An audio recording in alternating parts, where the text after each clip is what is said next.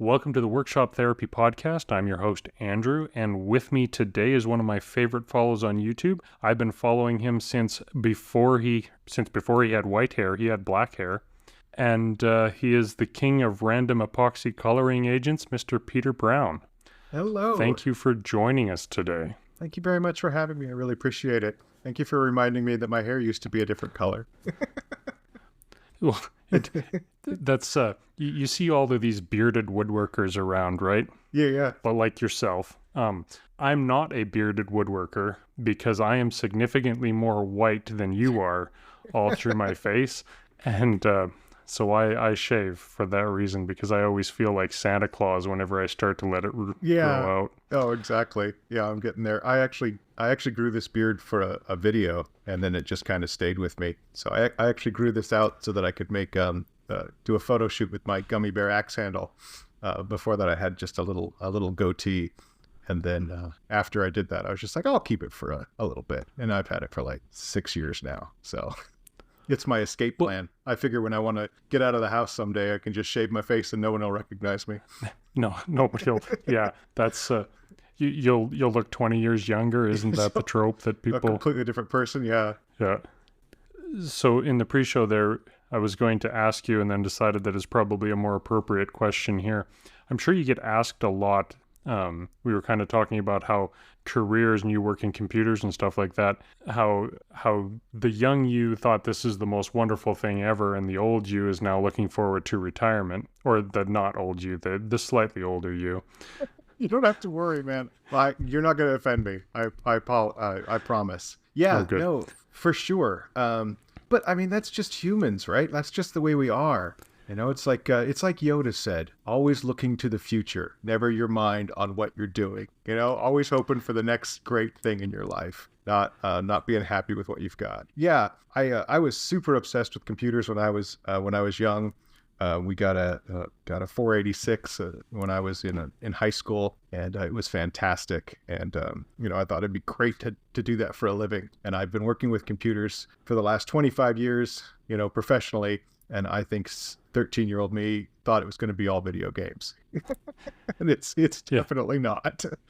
Yeah. If you don't mind me asking, if you don't mind sharing, what do you actually do? Are you like programming type of things or more IT type of stuff? Or Yeah. No, I'm not smart enough to be a programmer. I'm a computer network engineer. So I work with routers and switches, and I make networks talk to each other. So that's my side of it. Cisco. So how much time like do you spend actually typing versus installing hardware then? Yeah, it depends. All of my stuff has to be done when people aren't using it. So I do a lot of after hours work. I spend a lot of time by myself in a dark room, when everyone else has gone home. So during the day, there's servers and stuff like that. I do work with servers, but probably 50-50 hardware to typing. Yeah. So you're not just sitting hunched over a computer all day long. You're actually getting up and doing some. I am. Yeah. This old body's picking up hardware and hurting his back. That's what he does. Yeah. Yeah. That's one of the problems with getting a little bit older, right? Is you get that, my brain still thinks that I'm 25 and my body says, no, you ain't no more, boy. Yeah, exactly. So like, in the computing world, we have, lead acid batteries, that keep everything running. And so I was moving one of those yesterday, and they're like 70 pounds. And I was like, I can lift 70 pounds up a flight of stairs. And for the record, I can lift 70 pounds up a flight of stairs, but I had trouble walking today. Yeah. It's one of those things where you get to that certain age and you realize that I can do that, but I shouldn't do that. Yeah, exactly. Yeah, back when I was young and stupid, I worked in the oil field before I went back to university, and I don't know if you've ever seen the guys do the sledgehammer kiss, basically. The what? I was nodding until you said sledgehammer kiss, and now I have no idea what you're talking about. So you grab an 8-pound sledgehammer by the end of the handle, right? And then you lower it down to your lips, and you kiss the head of the handle with your arm straight out like that, and it's just like a wrist thing, right? And it doesn't sound impressive, but you think 8 pounds of weight on a 4 foot long handle. That's a lot of bloody leverage, and it's all coming down on your wrist towards your teeth. Yeah.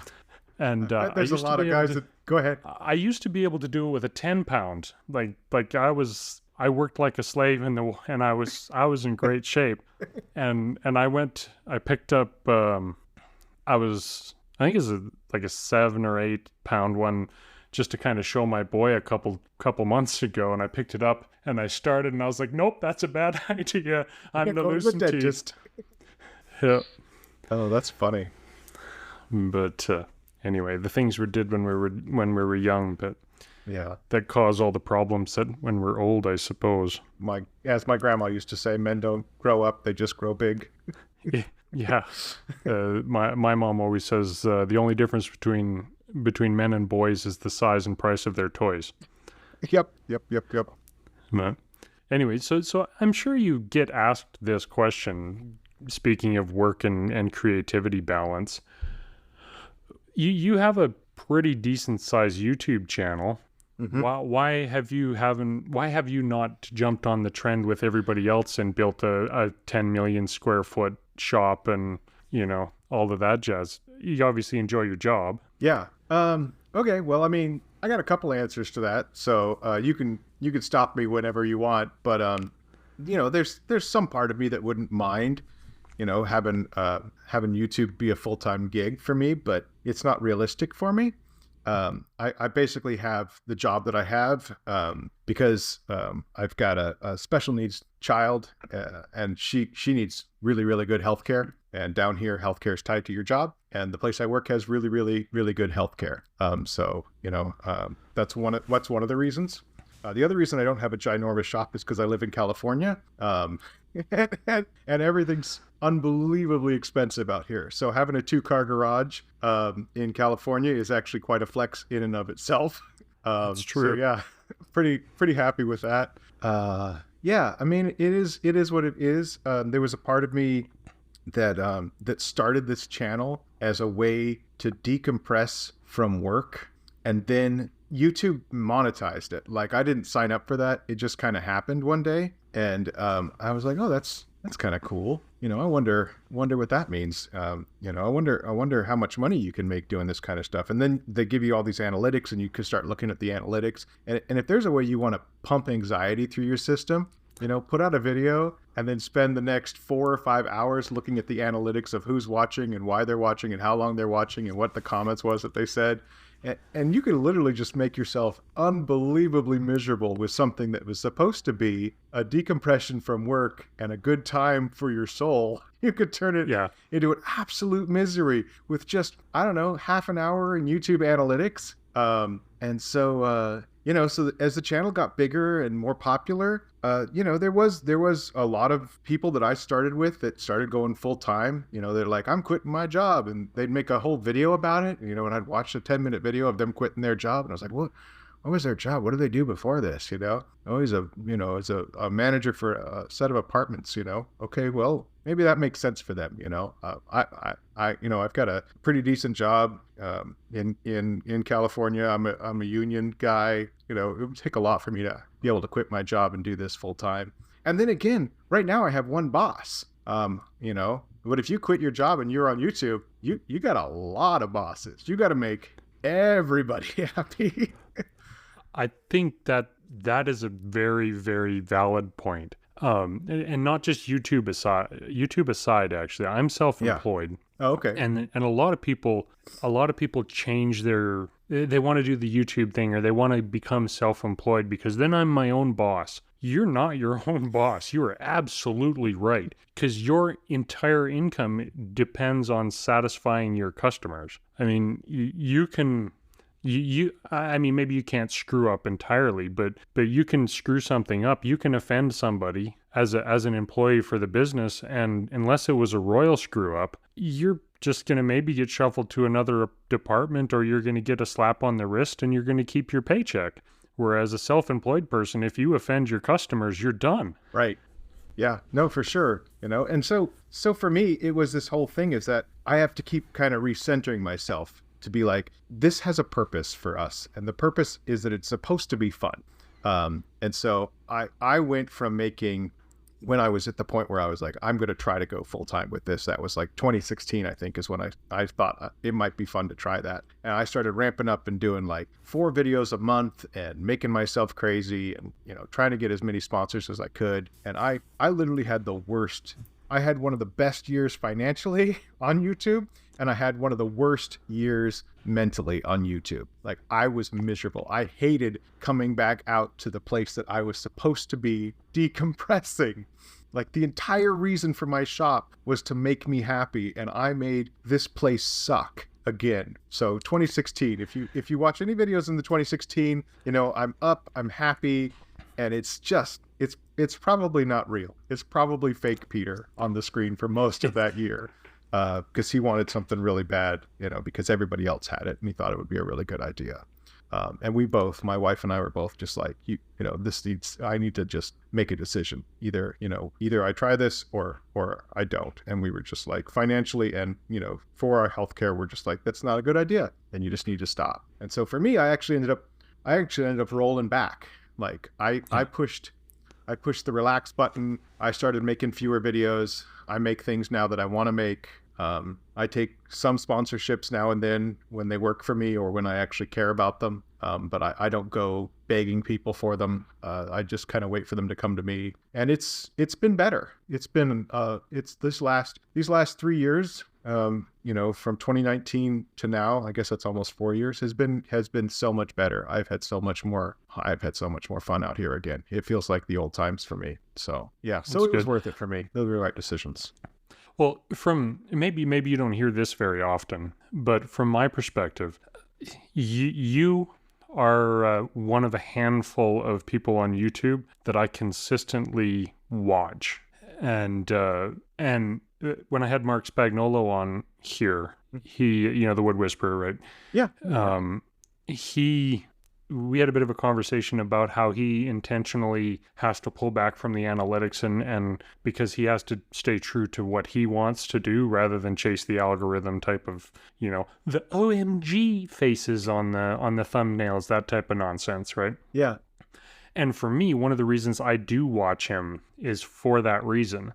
And one of the reasons that I do watch you is because you are very obviously not chasing the sponsors, and I have no problem with that as a thing, right? Like, I understand that this takes a lot of time and you need to make money and you need to pay your family, you pay your bills and all that jazz, and I have no problem with that, but there's so many people that are just kind of chasing the trend rather than doing what they want to do. And for me, watching somebody do what they want to do, even though I'm never going to try to replicate anything you do, it's way more entertaining for me. Right. And so if you recommend a product, I'm far more likely to take your word for something than the person who has had 25 sponsored videos with X brand tool and then suddenly they're on another brand tool, and that's just nonsense. Right. At that point, it's just an ad bit, like you get on any television show, and you're just like, okay, exactly. You can just move past that point. And again, like you said, people that are doing this as a living, advertising something that we all absorb, and either it bounces off us or not. But I don't like telling people that I like something if I don't like it. I personally just don't feel comfortable with that. My very first ad was for Harry's Razors. And I got it in 2015, and I did the whole thing, and I watched it, and then I basically told him, I'm sorry, I don't want to do this. And so my very first ad was, I took an ad, I recorded an ad, and then I canceled the ad, and I've never done a razor ad. It never actually made it onto a YouTube channel, and I actually got in a lot of trouble with the sponsor for that, and it actually kind of hurt me for a few years, because they were a big company that was working with them, and so I actually kind of got it. Oh, don't go to him. he doesn't actually complete them. But it was better for me, because I remember just like, what am I doing? I don't use Harry's Razors. I'm never going to use this product. I don't want this product. I feel so fake telling people about it. So yeah, but it's what other people were doing, and you want to keep up with the Joneses when you're watching somebody else succeed. It feels like you're not succeeding, which is so weird. Yeah, it's actually a really common psychological thing. It's called mimetic desire. Yeah. So basically, you the people that you interact with, you naturally kind of gravitate to what they want to do or what they're doing. You take on their goals. And that's where I think YouTube and social media is probably detrimental in many ways that way, because we see this curated, look at me, I'm becoming a famous YouTuber, or I got this new tool or whatever. Yeah. And you kind of become focused on that as the marker of success instead of pursuing your own fulfillment, I guess, right? Yeah, no, that makes sense. That's interesting. It's kind of fun to, to have somebody actually explain what the phenomenon is that we all experience, Yeah, well, what am I on? Year 12, I think, of post-secondary at this point. Yeah, okay. I've learned a couple things since I graduated high school. I bet you have. It's one of those, like, I've forgotten as many things as I've learned, but so now I know at least 3 things. But anyway, so I reached out to you after your most recent YouTube video here, and the last couple you said, is the last 2 or last 3 that have been sponsored by BetterHelp? I think it's the last 4 actually that I did with BetterHelp. Yeah, I think I did 4 videos with BetterHelp. So yeah, and I think it was the first one you talked a little bit about your own concerns with anxiety and that type of stuff. Is that something that you've dealt with your entire life, is dealing with anxiety, or? Yeah, I mean, I guess it is. I don't know that I knew what it was up until, fairly recently. I went through, with a lot of people, I got upset about things and I didn't know why I was getting upset about them. And I didn't realize that it was anxiety.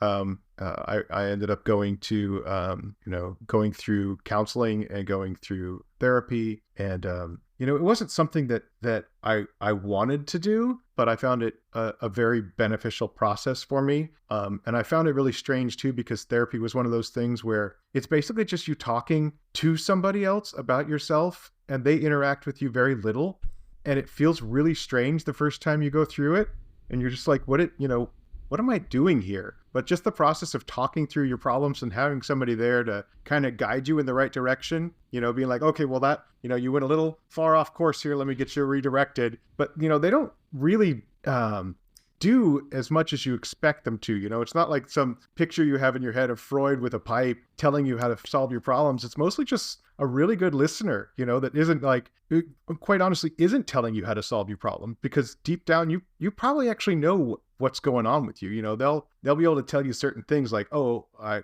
recognize this pattern and you probably shouldn't keep doing that. But for the most part, they just want you to be able to talk through these things. And once you talk it through, your brain has a way of, experiencing that and going, oh, that feels better, because a lot of times when we talk to people about problems, even when somebody talks to me about their problems, I tend to want to tell them how to fix it. And that doesn't solve anything. That doesn't help the person. What they actually just need is for you to listen to them mostly. And that's kind of except what for your wife. You shouldn't listen to your wife. You should just always give her the answers, right? Isn't that That's true. That's absolutely true. Yes. Luckily my wife is a saint. And we've been together for 25 years, and I don't know how she stayed married to me for 25 years, because I would not. I think that's the secret to a successful marriage, right? Is as a husband, in the same way. I've been married for 17 years, going on 18 years now. Oh, congratulations. What you do is you find somebody who's far superior to you, but doesn't realize it. And then they're weak. And then you're good, right? I don't think you're going to pass your master's. Probably not. I don't think that's great psychology. That's called leverage. Yeah, that's hilarious. Yeah, for sure. No, for sure. My wife is far superior to me. And she lets me get away with a lot. She actually just absorbs so much of my crap, or, just crazy ideas when I come in and I tell her something crazy, and she's just like, oh, okay, well, you go have a good time out in the workshop. You come back if you lose any fingers. Yeah. Yeah. That's hilarious. She seems like she definitely puts up with you in your videos and stuff, for sure. My wife and I always enjoy your banter when she's in there. Oh, thank you. I keep telling her that, but she's convinced that she shouldn't be in the videos. So, but she's just not into that. I don't know. Some of us are like, it's funny because when I was a kid, we were always told that there was like, outgoing people and then there was non-outgoing people. They were extroverts and introverts, right? Yeah. And so under that traditional label, my wife would be considered an introvert, but she's not. It's just that I'm comfortable talking. Like if I walked into a group and there was like 50 people there, I could talk to a group of 50 people without any stress. Like I wouldn't have any trouble with that whatsoever. Perfectly comfortable with that. But if one person came up to me, made eye contact, and tried to talk to me for, more than 15 minutes, like I'd start having cold sweats. And my wife is just the opposite. Like she'll talk to one person for hours, but she doesn't want to talk to a group of people. And I was like, that doesn't seem like introvert or extrovert. That just seems like, it's just how we communicate, how we're comfortable communicating. If I could pull it out of my memory, I actually just read, probably a month ago, I just read a paper about that very thing, about how we do have a misperception of what introvert and extrovert is. And a lot of it has to do with more of like, an emotional resiliency type of thing. Like your just ability to, I just can't remember the details of it anymore, but that's basically what it said is you're not necessarily an introvert and don't like talking to people. It's just you have a certain realm of comfort in certain situations. And her social meter's actually a lot bigger than mine. Like she can have a long conversation with that person for a long period of time. And I could have, after half an hour in that circle of 50 people, I'd be like, okay, I'm good for the next week. I don't need to see people for another week. And that's fine. But people would call me an extrovert because I'd be perfectly comfortable walking out on stage and talking without any anxiety. But I don't know. It's not as emotional of a connection as it is to have a one-on-one conversation with somebody, as to, have a one-sided conversation with a group of people. That is exactly what I was going to say, because for me, I'm kind of the same. I'm a weird mix between you and your wife, I would suppose then, because I'm perfectly comfortable talking in front of hundreds of people. In fact, I have spoken numerous times in front of multiple hundreds of people, and doesn't bother me at all. In fact, I kind of enjoy it. But then when it comes to smaller groups where I'm actually having to interact with people, I don't enjoy doing that. Like I'd much prefer like a one-on-one conversation, whereas my wife gets complete anxiety when it comes to talking in front of groups. But she'll, like you, she loves to have 15 people around, and that's her bliss. But I think our wives would get along very well. Well, if I'm ever down in California again, I'll randomly show up on your doorstep. But you are invited. So, going back to BetterHelp, did they approach you or did you approach them? No. I as I said, I don't approach anybody anymore. I just wait for an email that it's for something that I'm interested in. And so I looked at them and went through the process and said we can do that. And so they actually signed me up for a contract. It was a four video contract. I probably normally get like 2 sponsored videos a year. So it was actually really odd for me to have I think I had 4 in a row. 4. Yeah, I think I had like 5 this year because I had a couple with Rockler as well, which is another great company. And I buy tons of Rockler stuff just out of my own pocket. So I'm always happy whenever they reach out to me. Yeah. So are you continuing to use BetterHelp then, or is that part of I've the used contract? it a handful of times. It was helpful. They give you a trial and let you try it. My trial has lapsed. I actually again, I believe in the process of therapy. I like that, that they have the ability for people who don't want to go and see somebody in person to do that. I actually have somebody that I do see in person as well. I don't see them regularly anymore. I haven't seen them regularly since 2022, I think, was the last one I had with them. But I can reach back out to someone in my local area, and I'm comfortable with that person. So, yeah. This is where I should say, link in the description of this thing for your own free trial to BetterHelp. But apparently that was maybe a partial intentional discussion with you about that. So I could say that on all honesty, but it is something I use myself, and I think what you're talking about is really. What did you think? Yeah. I think it's nice because I live in a rural area. Like the closest city to me is only 100,000 people, and Hmm. it's 40 minutes to downtown to where the offices would be, right? So it's Right. inconvenient for me. Whereas here, my wife and I actually had a session this morning where we just put the kids on the TV and we sat and talked to the therapist for 45 minutes, right, without having to drive anywhere. Yeah. And I think that's where, for you, just being able, like what you said, just being able to talk to people and work through a problem. It doesn't necessarily. I think that's one of the reasons why I wanted to start this podcast too, is because I think people have traditionally had the mental picture of therapy being what you said, there's Freud sitting there behind you while you lay on the couch and talk about how you have sexual fantasies about your mother, Right. right? Which is totally weird. But you're right. You do. You have this, and it's from weird things like television. It's from movies. It's from cartoons you saw when you were 8 years old. And you just get it in your head like that's what it is. And so when somebody says to you, you should go to therapy, you go, I don't want that. What? Yeah. I don't want to do that. It's not. It's nothing like that. It's, my first visit was super uncomfortable, and I think I spent like 35 minutes staring at a socket on the corner of the wall, and made very little eye contact with the person. But by the fourth or fifth visit, I was like, okay, this is actually helpful. Like when I leave, I feel good. Oh, you know what it's like? It's like going to the dentist. You go, I don't want to go to the dentist. I don't want to go to the dentist, And then you go to the dentist and you're like, okay, it really wasn't that bad. And when you leave the dentist, you're like, man, I feel great. My teeth feel good. Man, why did I put off going to the dentist? It's that same kind of thing. I always felt good after my session of getting these things, out there, and that I didn't feel like I was hiding them or hoarding them or trying to deal with them on my own or giving my wife stress by, unloading on her about things that, may or may not have the time or the understanding to deal with that day. Being able to talk to an impartial third person about it just kind of helped me personally. So I don't know if it's for everybody, but it was definitely for me.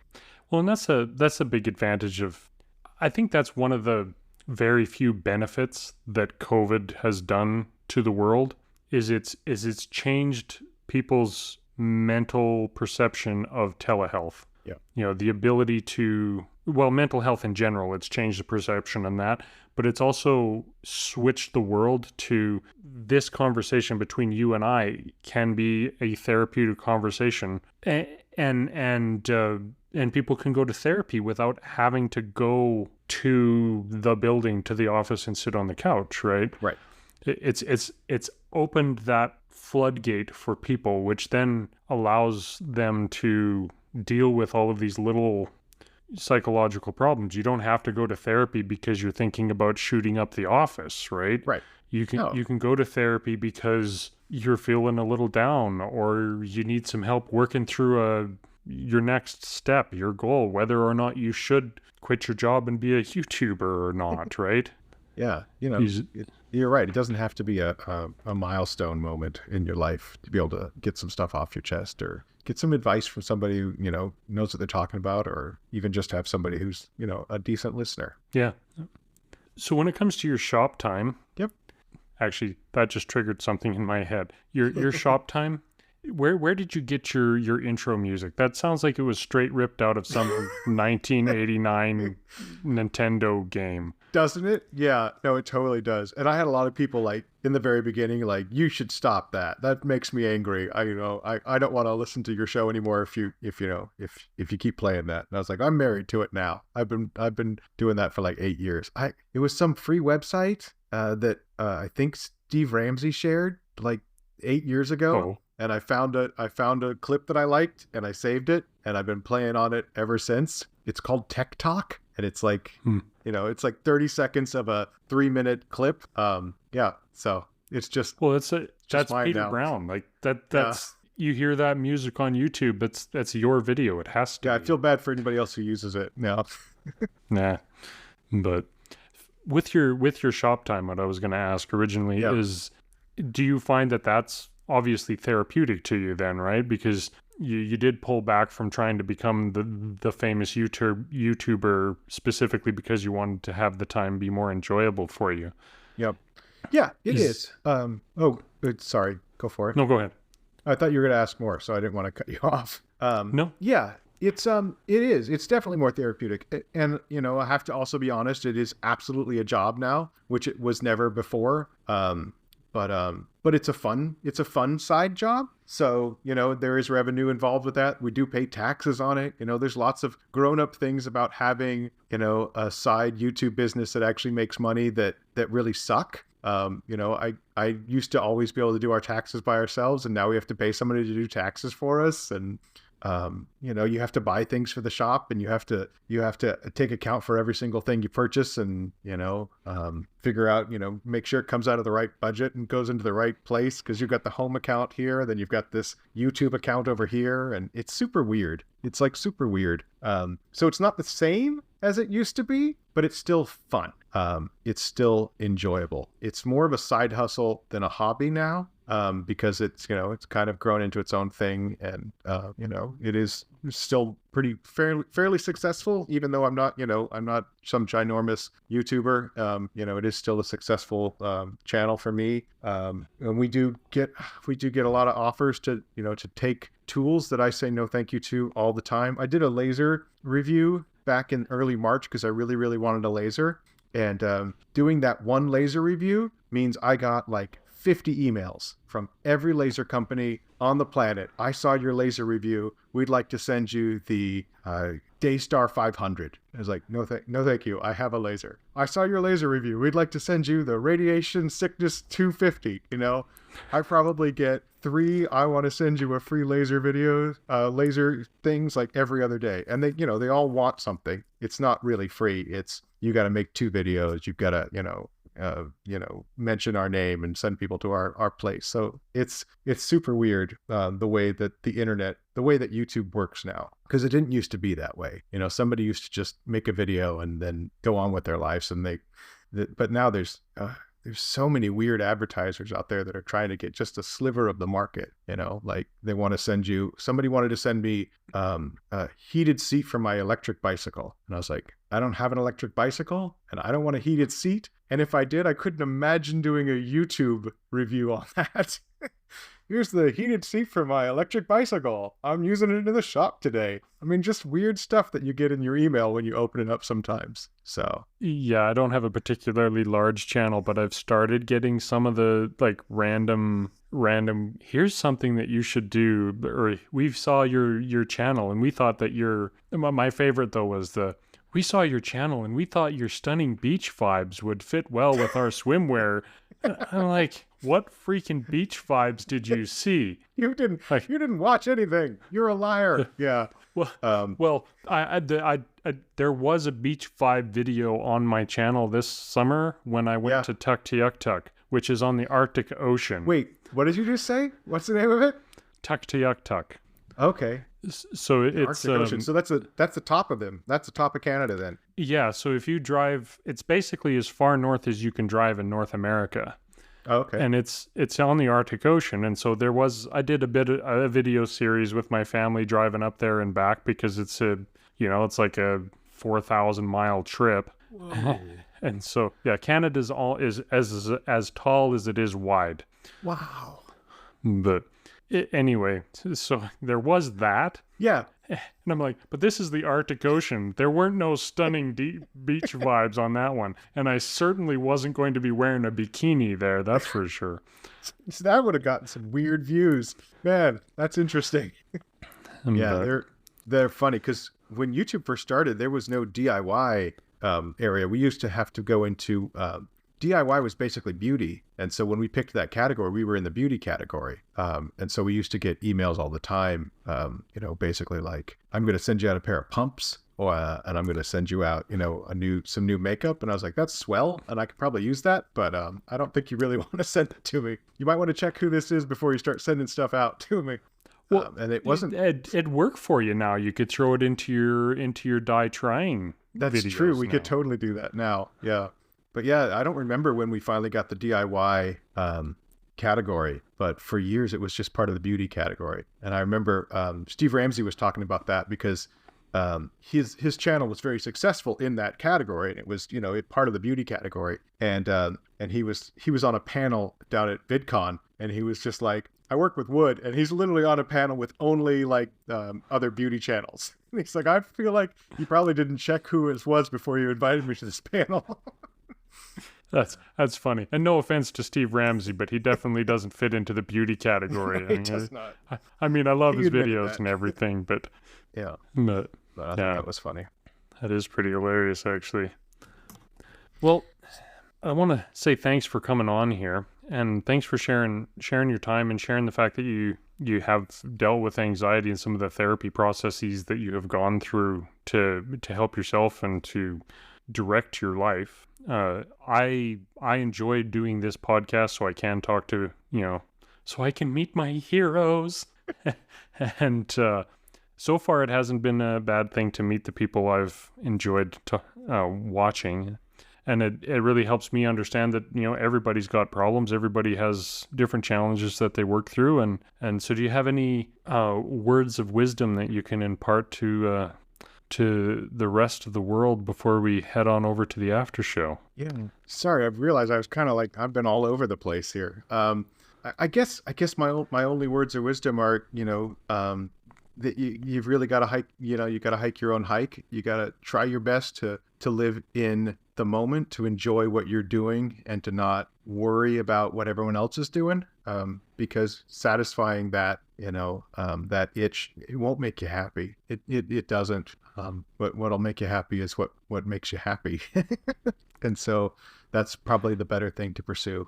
Well, and with that, I'd like to thank everybody, and remember that you still have time to join the Patreon group where the hammer build giveaway thing is going to happen. I'm making these little brass hammers, and I'm going to give one to the Patreon members, and then I'm going to keep one to myself, and then I'm a part of a Secret Santa group that I'm going to give the other one away to. That's and super so cool. Yeah, it's I don't know if they'll actually turn out. I have a bit of a tool making problem. About once a year I'll get into this. I'll get an idea to make a tool, and then I'll make a tool and I'll sell the tool, and it'll turn out to be a financial flop. And because my first one, I thought, it'd be really cool. Damascus steel is really cool, right? So Yeah. why not have a precision machined Damascus straight edge? And so I got those made. I made a half a dozen of them. And then my manufacturer is like, wait, we can't make them for this price. We'll lose a whole bunch of money. So they went I was going to originally sell them for like $200 a piece, which is pretty spendy for a straight chunk of steel, but somebody might buy it. And then it went to $600. Wow. I'm like, Yeah. nope, can't do this. Oh, that's too bad. And so there's 3 of them in the world. I have one, and then there's 2 other people who have them. And then last year I designed a dovetail T-square with a curly maple head and a carbon fiber body. Oh, wow. On it. They turned out pretty cool, and they had I spent some time thinking about how I cut dovetails and how I want to lay them out and blah blah blah, and they did pretty well. And then I told myself I'm never going to make another tool. And then here we are, brass hammers. about 2 months ago, I'm like, you know what I want to make this brass hammer. But I'm not. I've had a bunch of people ask about them now, though, so I might actually sell some. But right now, I'm still on the fence of I'm going to make 3, and I'm going to give one away, keep one, or give 2 away and keep one. And if I enjoy the process, then I'll sell some. But anyway, so on the Patreon, that's there. That's the spiel for that. Let's head over to the after show.